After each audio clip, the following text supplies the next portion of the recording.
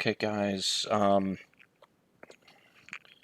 don't do a lot when it comes to Patreon, and maybe that's why I don't have a lot of backers. That's fine. I actually kind of sadly forgot about Patreon for quite some time. So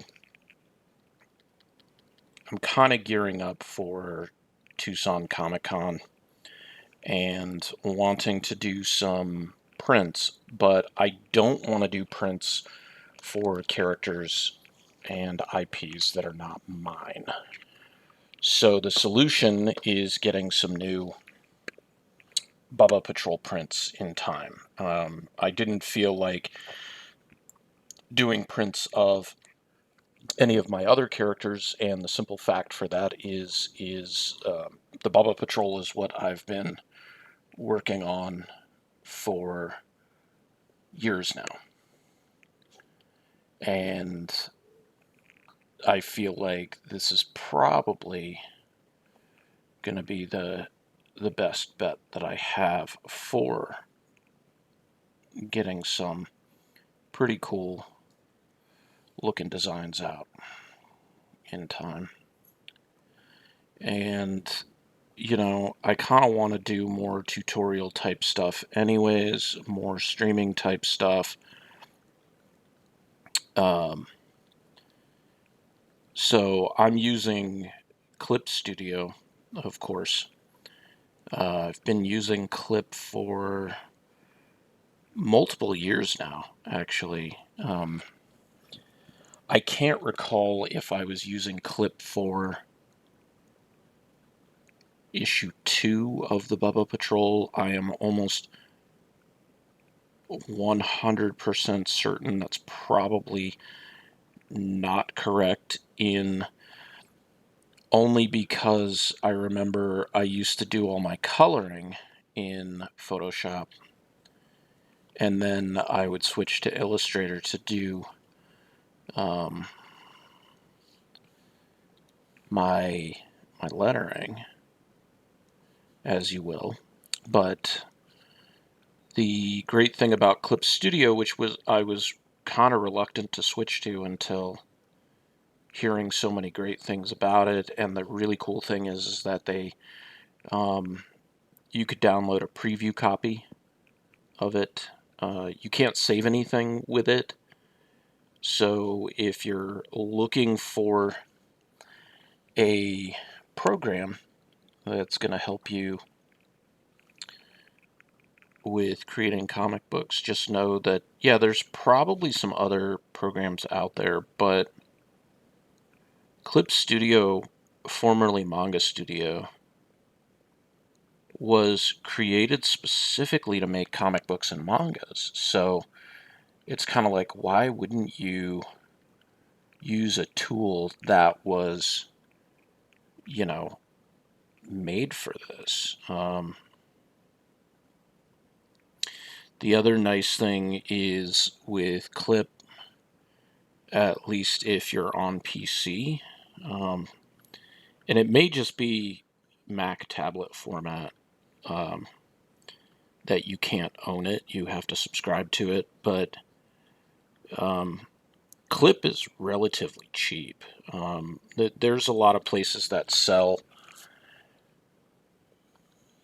like they'll have sales, like a lot of, I wouldn't say it's like Digital Egg, but there's different companies that will sell you Pro or EX. This is EX, and they will give you some pretty sweet deals. I think I got Pro for like $30. I tested Clip. It responds a lot like Photoshop, and so I was pretty down with it at that point.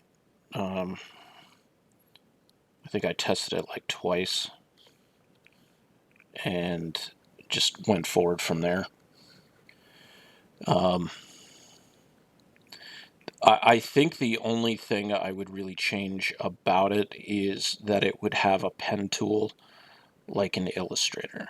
The point and click pen tool for making vector vector shapes and vector art, just because I really like that tool for doing a lot of like text-based stuff.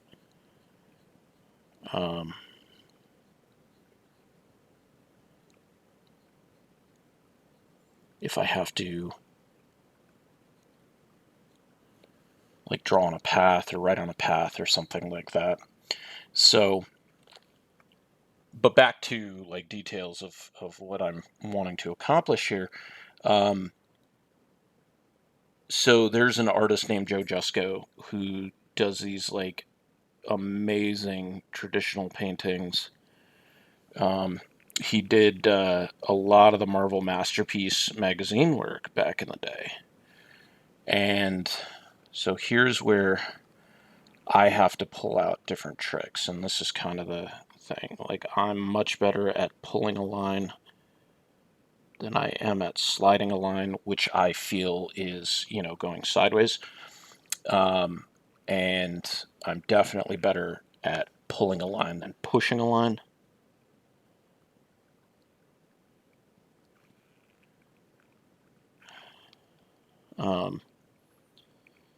Anyway, Joe Jusko has been doing these really great corner box pieces. And they're based on, I don't know if they're based on anything specific, but back in the day, Marvel would, of course, do corner boxes. And I don't think they really do that anymore. I don't necessarily read a ton of Marvel books. I don't have any on sub or anything like that. And I know some people might be like, that's really hard to believe. I started out a Marvel guy, but a few years into collecting and reading and stuff like that, I became a DC guy. And I just feel like I just happen to like the DC characters a lot more. Although I'm one of the few people who's just like, Batman is overrated. I'm sorry, prep time is not a superpower. And we've got enough billionaires in the world that we know money and, tragedy will never turn you into a hero. Tragedy rarely turns us into heroes, quite honestly, guys. I think that's what makes superheroes so amazing. What makes comic books so amazing is that it's this idea that we can be something better than ourselves, And I don't know that people really believe that about themselves. I think comics have taught me, sorry, a really good sense of morality. Um, so I'm I'm inclined to believe. You know what? I just completely screwed up this. So here we go. Um, that is why you save layers and you do things a specific way. All right. So we gotta completely undo this. But in the time that it took me to do this, it didn't take very long at all, right? But as you can see, that's the max number of like turnouts or undos that I can do. So here we go. Lock him into place.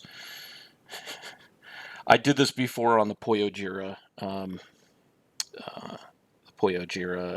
box art that I was working on, and did it a couple of times. I actually did it twice in a row. But I was on the color portion, and then I think I went in and I did some line correcting, and I know some people who work with, dozens of layers. And it's pretty crazy to me. I work with pretty minimal layers. I don't do a super lot of um, a super lot of toning and making things like super shaded and realistic and stuff. Um, I read something from Eric Larson on Twitter, and kind of one of his critiques on colorists who seem to try to put way too many layers on what they're doing. And in in a sense, he's absolutely right. I think, unless you're a professional colorist and you know what you're doing, it's not 100% necessary to do that. Um, and he was saying, the finished product comes out kind of muddled and muddy. And what's the point of that? Like, did that serve a purpose? And he goes, a lot of books, a lot of colorists out there can just do, a couple of layers. You do your flats, you do your tones, and depending on what you're trying to accomplish, that should be enough. Um, so I'm getting that part backwards. So I should actually work from this side. See, there you go.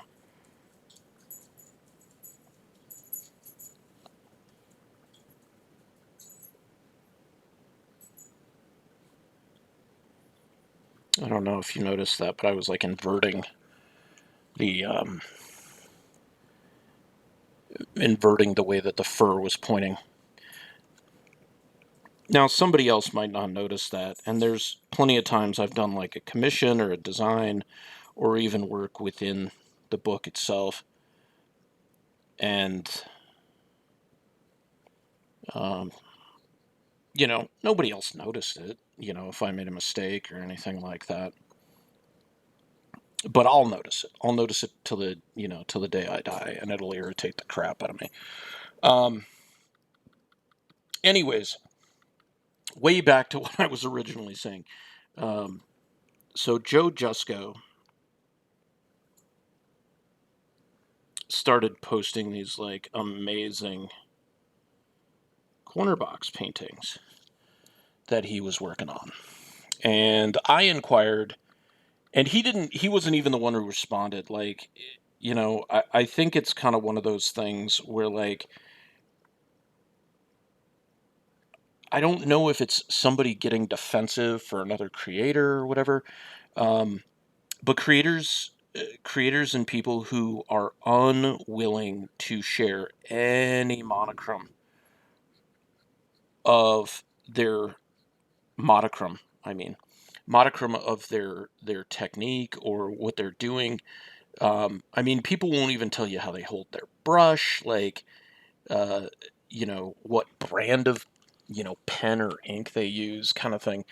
And it's this really weird, like, self-ingratiating concept that we're like, okay, so if I hand that information over to you, I have made you directly competition for myself. And I'm like, I don't paint.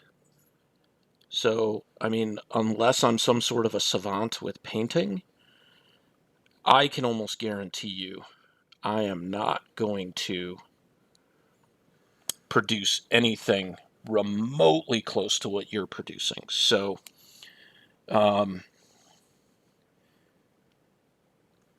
that will be, one of those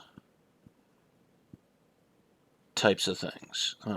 And I think people just get really defensive about that, and they don't want to share any information, and that's really, really too bad because um, this is one of those industries that's so wrought with like ego, and um, it's kind of along the same lines of professional wrestling where people don't want to lose their spot. And I'm like, well, you don't lose your spot by continuing to produce, and you don't lose your spot by not resting on, what you did last year, or what your last project was.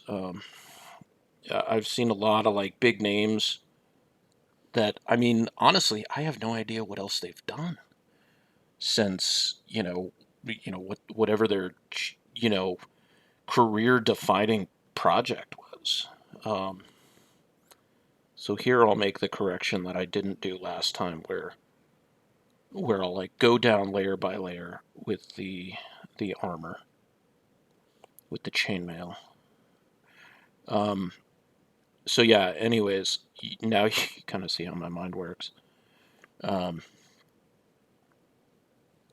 so Jusco's doing these beautiful paintings, right? And I inquired on a comment. I was like, "Hey, what size do you render these? Like, how do you determine the size of the actual box that the artwork goes into?" And somebody commented like, is something very mathematically, where they're like, if you um, if you take like if you do you take the measurement diagonally, you can determine, the size of the box. And I'm like, I mean, no offense, man, but like, I'm not trying to do like extra math here. Like, why can't, and it's not even like he was upset about it and he was like, I'm not going to answer that. Somebody else did that. So, um, it was just kind of weird. Um, but I started seeing like some other, stylized stuff that was corner box ish. And with the advent of issue 4 of the Bubba Patrol, where I did my first original corner box because I was trying to match what do you call it? The authenticity of the Avengers issue 4. And I ended up doing like um, a digital corner box with the dogs' heads in it, or all the characters' heads, because Agnew's head was in it too. Um,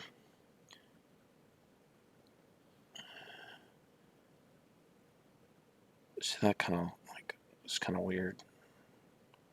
So those don't even match up. What did I do with that? Okay, so now I know what I'm gonna do.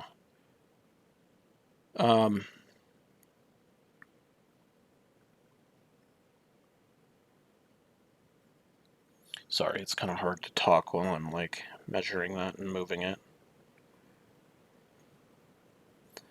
So anyways, yeah, that matches up a little bit better.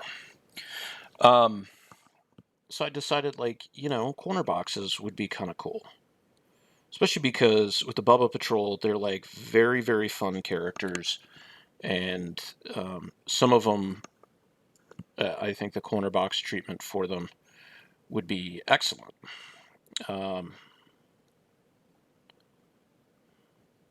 see, I don't know how to like end that one.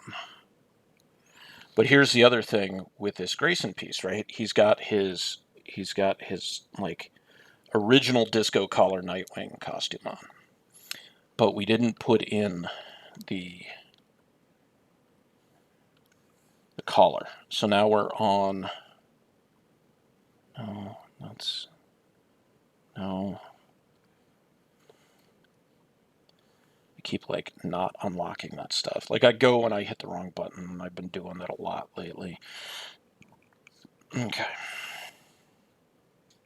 So, um, so I just thought like a corner box, like a series of corner boxes would be great, right? And then I can do kind of some retro stuff where I actually make it a little more, um, do some like distressing to the image, like make the image look, um, ooh, that's not good. Make the image look like it's older, like try to make it like more vintage.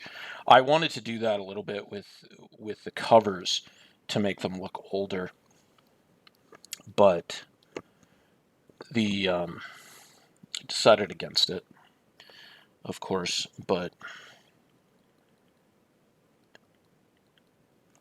it's I think that was for the best. Like I don't think I had any sort of a technique for that, and trying to figure out that tutorial. I know I've seen some people who've done the tutorials where they do some distress work, and I ended up doing that with the VCR or VHS copy cover, the Akira cover, and a lot of people like that cover. Bill did a great job with that cover, but uh, I built the box around it and then just kind of kept going a little bit crazier and crazier because I don't know if people are, when they do their DVD or VHS covers, if they're actually making them look distressed, like if they're making the boxes look damaged and stuff like that. And then at one point while working on it, I was just like, this is like the sticker that I put on it says new release, but the box is like severely damaged. Um, like that movie has been rented a bunch of times and everything. Um, but I mean, those things were cardboard, and if you ever rented VHS tapes back when you were younger, um, those boxes like got jacked up pretty quick. Even the clamshell ones, like Disney did some clamshell ones, and then there was like some other stuff that was more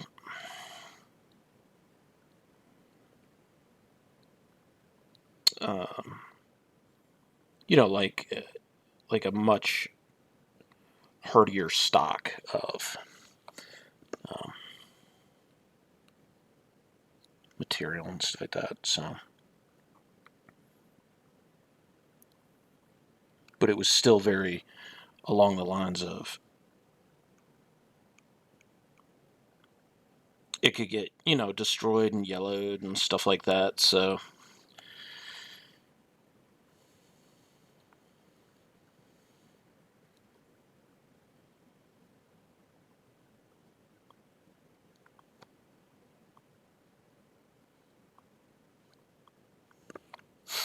oh, that's why.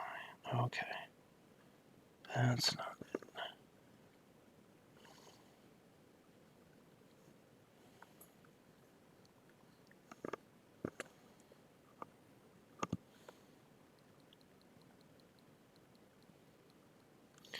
So, anyways, we cleaned this one up pretty quickly, and so this is going to be ready for colors pretty soon.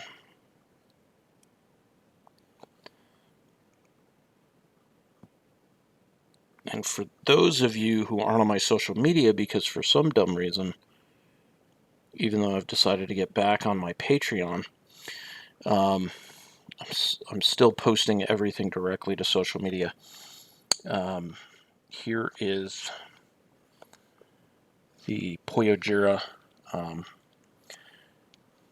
box in uh, in progress. I don't know if I'm going to do much more to her, just because I kind of like the simplicity of it. But then I might, add a layer on top and do, like I said, the distressing of it, where I'll like throw some lines onto it. There's actually the Anti-Hero Verse, the new Anti-Hero Verse logo. that I completed. So yeah, it's got this great, like, scratched out, distressed kind of look to it. So it looks all worn and everything. But I've got the regular one as well. And I actually went in and this is why I would like if Clip had like a type on a layer or a path, because I had to type this out and then grab each of these letters individually and rotate them so that they would match, and then move these letters one at a time to try to get them to have this even space up here, and then realize that it wasn't going to be the even space down here. It underneath the H, like it wouldn't line up symmetrically down the middle because of the amount of letters and then the difference in their sizes. So I wanted to have the look that was also going to be, so like right here, you can see I wanted that to match more than I wanted this to like line up, because that wouldn't make sense. And this kind of lines up a little bit better, even though there's a gap here, because you need that hyphen to match up. Although it's more of like a visual issue than anything else, and I can kind of grab it and move it and stuff like that as well. But that's on the other logo. You know, the other logo has all the spaces on it. So that is it for this video. There you have the Grayson line art for his little presentation. And actually, I'm going to do one more thing. So you're going to go down to the box, and we are going to delete out this line so it doesn't mess with us when we color. And yeah, it's going to leave that white spot there, but that's okay because Grayson's tail will fill that in.